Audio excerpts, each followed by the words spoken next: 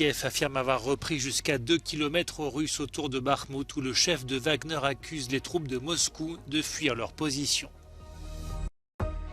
La finale de l'Eurovision aura lieu ce samedi. À quelques heures de la compétition, Euronews vous dévoile les grands favoris.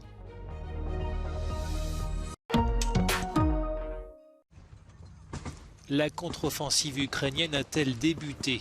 L'incertitude domine face aux informations contradictoires distillées par Moscou et Kiev. Dans un entretien accordé à la BBC, le président Volodymyr Zelensky a annoncé avoir encore besoin de temps et d'armes pour lancer sa contre-attaque. De son côté, l'armée russe a affirmé avoir repoussé 26 attaques de Kiev sur un front long de 95 km dans le secteur de Soledar au nord de Bakhmout. Bakhmout, où le chef de Wagner a accusé vendredi les troupes régulières russes de fuir leur position alors que Kiev a revendiqué une percée, estimant que les défenses s'effondrent. L'Ukraine affirme avoir repris jusqu'à 2 km aux Russes autour de Bakhmout. Volodymyr Zelensky est attendu ce samedi à Rome. De son côté, la Chine doit envoyer à partir de lundi un représentant spécial en Ukraine.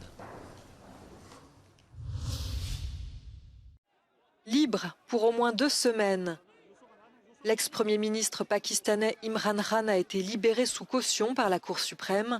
Elle juge son arrestation d'il y a 3 jours invalide et illégale et demande à la Haute Cour d'Islamabad de le rejuger. Le gouvernement assure qu'il fera tout pour arrêter à nouveau l'ancien joueur de cricket, devenu homme politique. Il est mis en cause dans plusieurs affaires de corruption et pourrait tomber pour l'une d'entre elles. Imran Khan a dirigé le pays entre 2018 et 2022.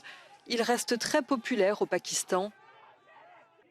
L'annonce de son arrestation mardi a fait descendre ses partisans dans les rues. La violente répression des manifestations a fait une dizaine de morts et plus de 3500 protestataires ont été arrêtés. Les autorités ont interdit tout nouveau rassemblement et restreint l'usage des réseaux sociaux. C'est la plus violente crise politique que connaît le pays depuis des années. Pas d'adresse politique pendant l'Eurovision pour Volodymyr Zelensky.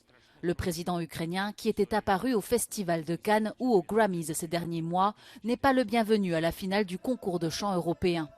Les organisateurs considèrent que la prise de parole est trop politique pour cette compétition, une décision que le Premier ministre britannique qualifie de décevante.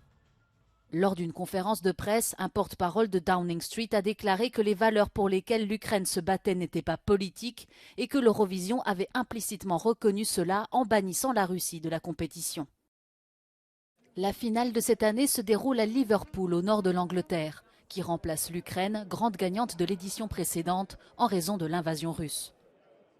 En plus des hommages rendus à l'Ukraine tout au long de la cérémonie, la ville portuaire a également dévoilé une statue d'aluminium représentant un homme tenant un livre d'où s'échappe une colombe avec un drapeau ukrainien. Elle sera envoyée en Ukraine une fois la guerre finie.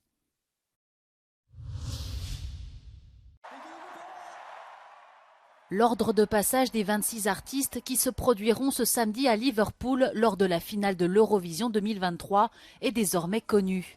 Parmi les qualifiés, l'Ukraine, grande vainqueur de l'édition 2022, et les 5 pays fondateurs du concours, la France, l'Allemagne, le Royaume-Uni, l'Espagne et l'Italie. Nous sommes allés à la rencontre des musiciens et voici à quoi vous pouvez vous attendre ce samedi soir. Energy first, full of energy, of dance, of singing. They're all great artists and I haven't seen one bad performance. So everybody have such a good song, so it's really hard to just say choose one. Quelle performance saura gagner le cœur du jury et des spectateurs? Ici à Liverpool, le Finlandais Kejire est un des grands favoris. Definitely cheering for Finland. I think Finland has really good chances of winning.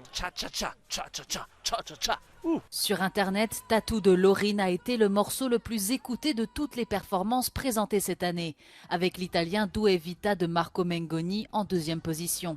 Les bookmakers confirment ces pronostics et ont parié sur une nouvelle victoire de la chanteuse suédoise qui a déjà remporté la compétition en 2012.